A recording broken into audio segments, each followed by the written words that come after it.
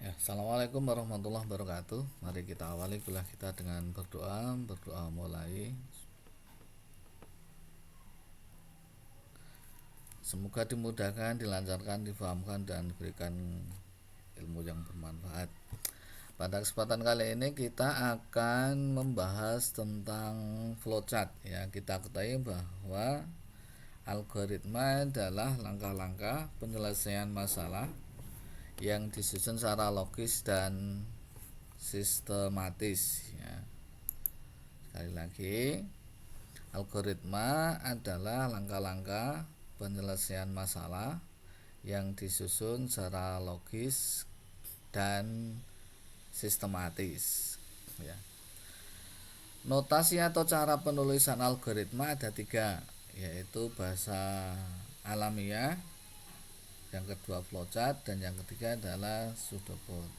Bahasa alamiah sudah seperti kemarin sudah kita sampaikan, sudah menjadi tugas bahwa dideskripsikan jadi langkah per langkah, instruksi per instruksi ditulis seperti bahasa kita sehari-hari.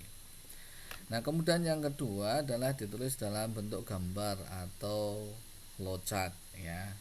Flowchart sendiri adalah serangkaian bagan atau gambar yang digunakan untuk menggambarkan aliran.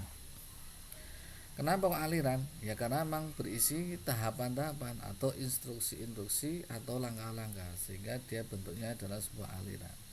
Nah, aliran itu digambarkan dengan simbol-simbol yang sudah tertentu. Misalkan kemarin kita masukkan panjang, simbolnya sendiri. Kemudian melakukan proses perhitungan luas, simbolnya kotak. Proses mengeluarkan hasil atau output, selesai dan start, ada disimbolkan sendiri, sehingga ketika orang melihat simbol tersebut maka dia akan langsung paham bahwa langkahnya apa, instruksinya apa, tahapannya seperti apa, maka dia tahu. Sehingga flowchart itu digunakan untuk mempermudah penyelesaian dari suatu masalah. Kalau bahasa alamiah itu dituliskan dalam deskripsi yang panjang, maka kalau flowchart itu diwakili oleh gambar-gambar atau bagan-bagan, sehingga akan lebih mudah untuk dimengerti, diketahui langkah-langkahnya, diketahui proses awal sampai dengan akhirnya. Flowchart itu menggambarkan langkah-langkah dari suatu program yang nanti akan dijalankan ya. Flowchart ini sangat membantu bagi para analis sistem ketika dia ingin mengubah atau menentukan langkah apa berikutnya agar logis dan sistematis. Dari gambar akan kelihatan, oh ini bentuknya urutan, oh ini bentuknya percabangan, oh ini bentuknya perulangan, dari mana ke mana, mau jadi apa, prosesnya apa, operasinya apa. Itu lebih mudah untuk dimengerti ketika digambarkan dalam bentuk flowchart, sehingga sangat membantu bagi kita seorang analis sistem yang akan menyelesaikan sebuah masalah itu digambarkan dalam bentuk flowchart. Selain itu juga memudahkan para programmer untuk menerjemahkan algoritma itu dalam bentuk bahasa pemrograman. Langkahnya ini, operasinya ini, percabangannya ini, if then else nya jadi seperti ini, loopingnya, repeat until-nya jadi kayak ini. Itu lebih mudah untuk para programmer dalam menganalisis alternatif dalam pengoperasian atau penerjemahan dalam bahasa pemrograman ya. Sekali lagi, flowchart ini akan mempermudah kita dalam menggambarkan aliran tahapan-tahapan atau operasi yang nanti akan dijalankan oleh komputer.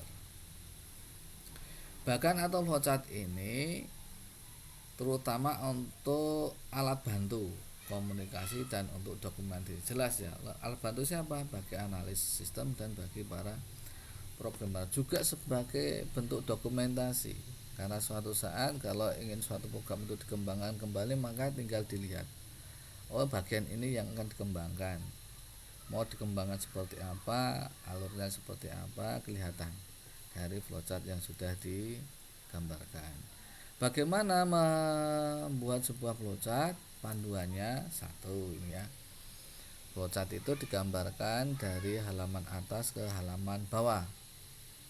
Ya, dari halaman atas ke halaman bawah atau dari kiri ke kanan. Paham ya? Jadi kalau gambarkan flowchart itu dari atas ke bawah atau dari kiri ke kanan. Ini sudah panduannya, sehingga jangan diinovasi, oh miring saja Pak, oh dari bawah ya.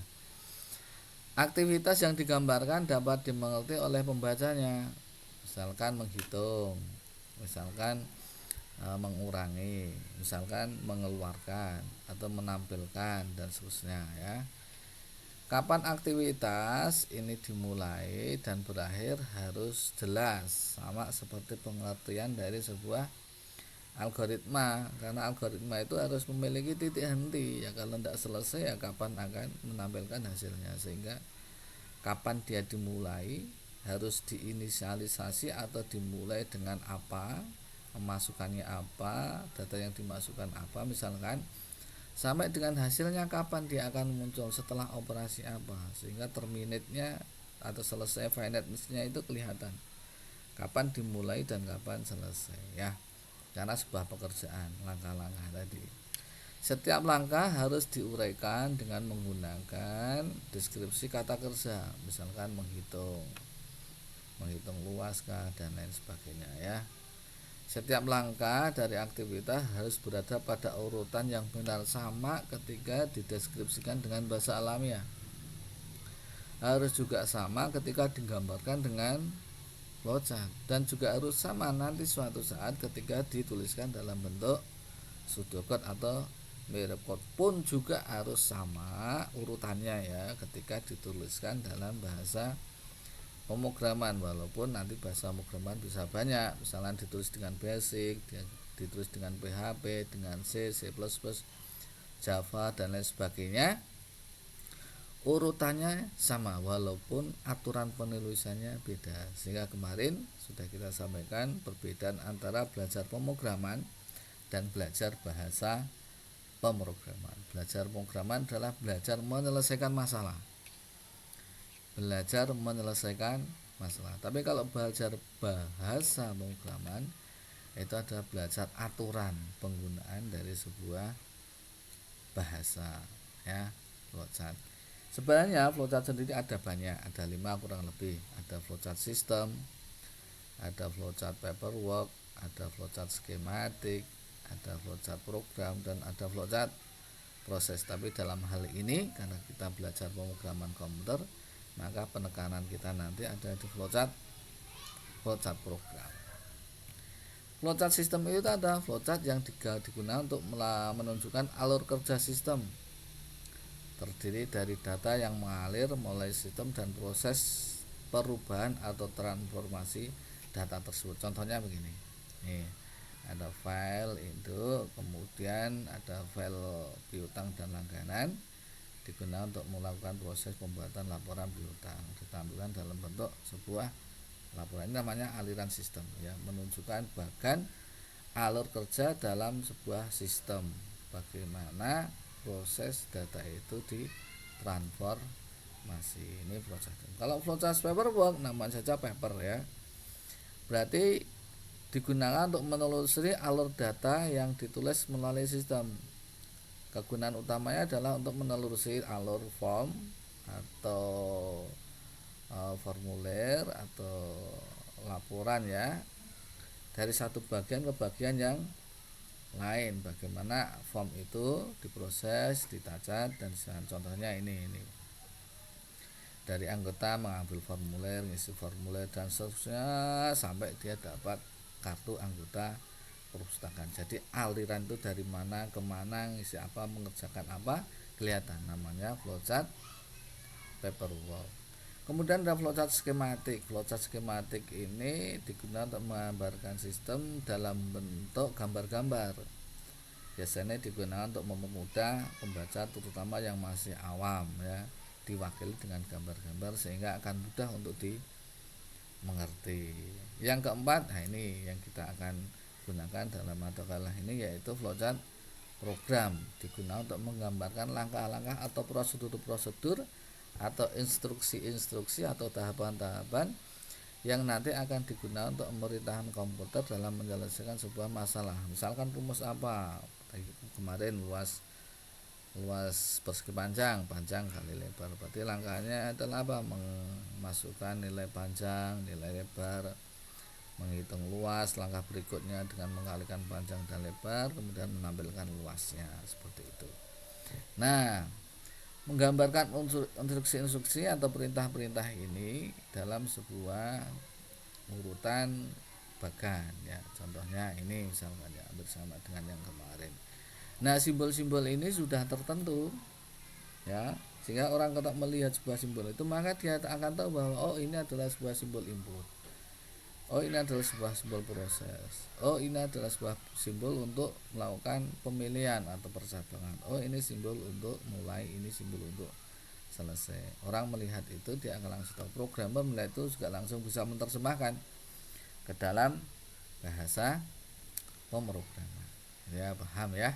Ya, ini nanti yang akan kita lebih tekankan pada flowchart program. Sedang flowchart proses sendiri, ya, karena di teknik juga harusnya sudah lebih tahu, yaitu program yang digunakan untuk merinci setiap langkah-langkah dari proses operasi. Contohnya ini ngapain, dari departemen apa ke departemen apa, kegiatannya seperti apa, dan seterusnya, ya. Saya kira itu yang saya sampaikan, ya. Sekali lagi, ketika kita membuat sebuah program, membuat sebuah flowchart program, maka ikuti aturannya, ya. Gunakan simbol yang sudah ada. Kemudian flowchart ini nanti menjadi alat bantu kita dalam membuat sebuah dokumentasi, membuat sebuah analisis dari sebuah sistem. Flowchart adalah salah satu bentuk dari notasi algoritma selain bahasa ilmiah dan pseudocode. Demikian yang saya sampaikan, semoga bermanfaat. Assalamualaikum warahmatullahi wabarakatuh.